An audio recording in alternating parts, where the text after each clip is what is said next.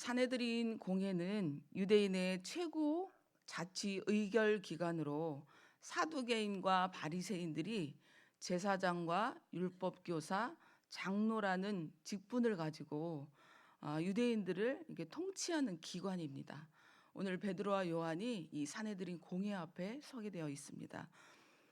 이유는 성전 미문에 앉아 있던 나면서부터 걷지 못하는 사람을 고쳐주시고 또 부활하신 예수님을 증거하고 가르쳤다는 이유로 지금 이렇게 공회 앞에 심판대 위에 서게 된 것입니다.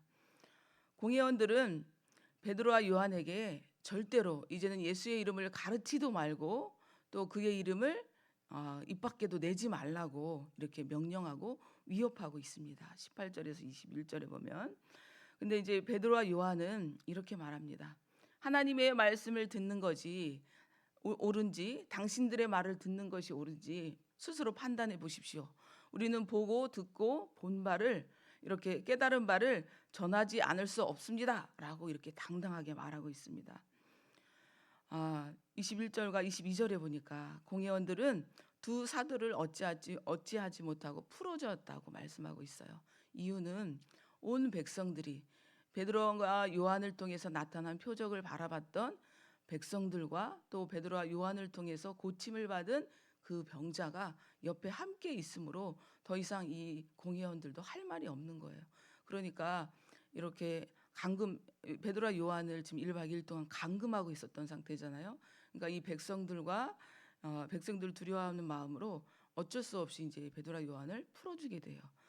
그래서 23절에 보면 이 베드로와 요한이 자신들의 동료들에게 갔다고 말씀하고 있어요. 지금으로 말하면 교회이기도 해요. 그래서 제사장들과 장로들이 자신들에게 했던 말들을 그대로 다 전해요.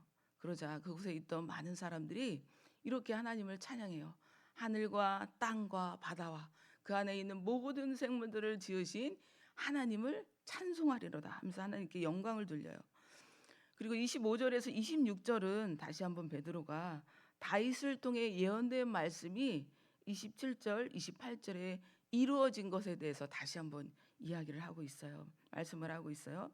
25절에 보니까 어떤 말씀이 나와 있냐면 또 주의 종 우리 조상 다윗의 입을 통하여 성령으로 말씀하시기를 어찌하여 열방이 분노하며 족속들이 허사를 경영하였는고 세상의 군왕들이 나서며 관리들이 함께 모여 주와 그의 그리스도를 대적하도다. 여기 보면 어찌하여 열방이라는 말이 나와 있어요. 열방은 바로 이방인들을 뜻하고 있어요. 족속들은 누구를 말하고 있냐면 바로 백성들을 말하고 있어요. 26절에 세상의 군왕들이 이렇게 나와 있잖아요. 이는 바로 헤롯과 본디오 빌라도를 말해요. 분봉왕으로서 예수님을 죽이기 위해서 이렇게 심판대에 예수님이 왔다 갔다 하셨잖아요. 그리고 여기 보면 관리들이 함께 모여 나와 있잖아요.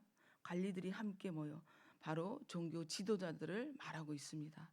그래서 27절에 보면 과연 헤롯과 본디오 빌라도는 이방인과 이스라엘 백성과 합세하여 하나님께서 기름 부으신 거룩한 종 예수를 거슬러 하나님의 권능과 뜻대로 이루려고 예정하신 그것을 행하려고 이성에 모였나이다.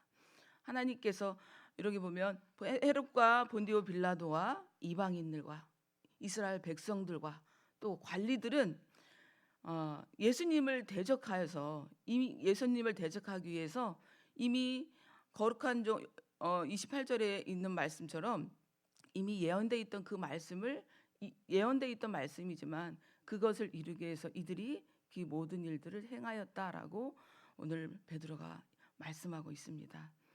그러면서 29절과 30절에 여기 함께 모인 사람들이 하나님께 기도하는 기도의 제목이 나오고 있습니다. 첫 번째는 뭐냐면 주여 이제도 그들의 위협함을 굽어보시옵고 종들로 하여금 담대히 하나님의 말씀을 전하게 하여 주십시오. 하나님 보십시오. 저들이 우리를 어떻게 위협하고 있는지 예수님을 전하는 일에 대해서 우리의 목숨까지도 위협하고 있는데 하지만 우리는 담대하게 하나님의 말씀을 전할 수 있도록 하나님 우리에게 힘을 주십시오 라고 기도를 하고 있고 30절에 보면 손을 내밀어 병을 낫게 하시옵고 표적과 기사가 거룩한 종 예수의 이름으로 이루어지게 하옵소서. 우리에게 힘을 주시고 또 예수의 이름으로 우리가 표적과 기사를 행할 수 있도록 우리를 사용해 주십시오라고 기도하고 있어요. 그러자 그들이 빌기를 다하매 모인 곳이 진동하더니 무리가 다 성령이 충만하여 담대히 하나님의 말씀을 증거하였다 말씀하고 있어요. 오늘 이 말씀에 우리가 읽은 본문의 말씀의 내용은 이렇습니다. 그런데 제가 오늘 이 말씀을 읽으면서 13절에 있는 말씀을 다시 한번 묵상하고자 합니다. 13절에 한번 말씀 보겠습니다. 그들이 베드로와 요한이 담대하게 말함을 보고 그들을 본래 학문 없는 범인으로 알았다가 이상히 여기며 또 전에 예수와 함께 있던 줄도 알고 라고 말씀하고 있어요. 학문 없는 범인으로 알았다고 말씀하고 있어요. 바로 뭐냐면 베드로와 요한은 갈릴리 출신으로서 어부였죠. 배운 것이 없던 사람들이에요.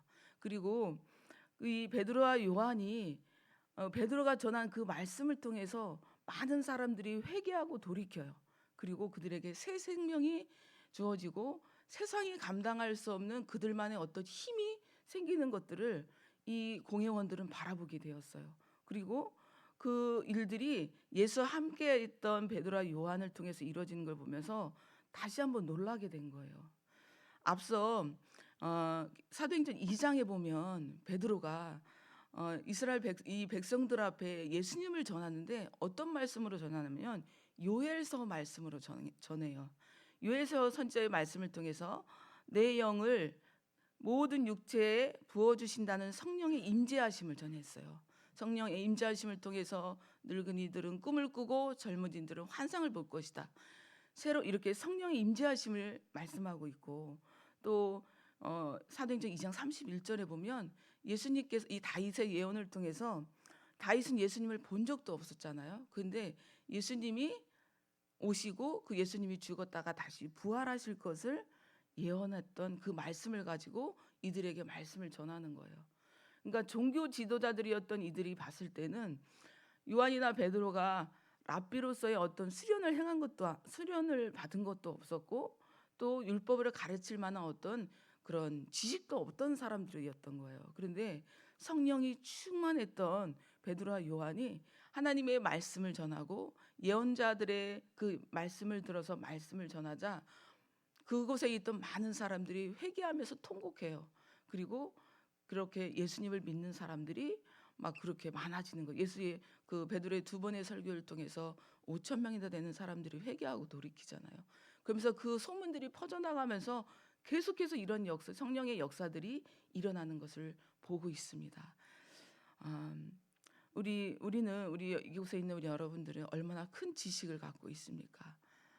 세상에서는 대학교 나오고 대학원 나오고 박사가 되고 석사가 되면 지식인이라고 이렇게 말을 합니다. 그리고 어떤 분야에 대해서 탁월한 어떤 깨달음이 있으면 그 또한 지식인이라고 말합니다. 근데 성경은 이렇게 말씀하고 있습니다. 빌립보서 3장 8절에 보니까 예수를 아는 지식이 가장 고상함이라라고 말씀하고 있어요. 사도 바울은 가마리엘 문화에서 유대인의 모든 그런 학문들을 터득했던 사람이고 또 로마인의 그 신분을 가지고 있어서 누릴 수 있는 것을 모든 것들을 누렸던 사람인데 그가 고백한 내용이에요. 내가 가지고 있는 모든 것들을 배설물로 여기겠다. 왜 그러냐면 예수를 아는 지식이 가장 고상한 지식이기 때문이었던 거예요. 그럼 예수님은 어떤 분이십니까?